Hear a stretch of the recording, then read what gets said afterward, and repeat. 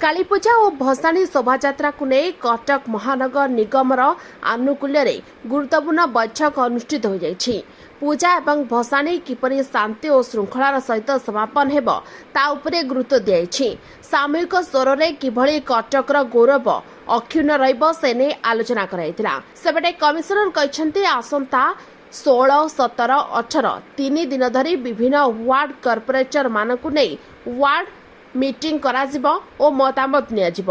शांति कमिटीर संपादक प्रभा त्रिपाठी कहछन्ती पूर्व त्रुटि जेभଳି भाबरे पुनरावृत्ति न हेउ एवं प्रशासन मेढ़ रूट चेंज को नहीं प्रस्ताव को ग्रहण करनाती बरं सुरक्षा सहित किपरि शोभायात्रा हेब ता उपरे गुरुत्व देतिले। सेपरि कटक चौद्वार विधायक कहछन्ती जे घटनाटी घटिगला ताहा आदौ ग्रहणीय नुहे। जे प्रकृत कटकिया केबे भी एभଳି कांड भिआइब नाही। शेषे मेयर कहछन्ती रूट परिवर्तन को नहीं आम पाखकु कोनोसी प्रस्ताव आसी नाही।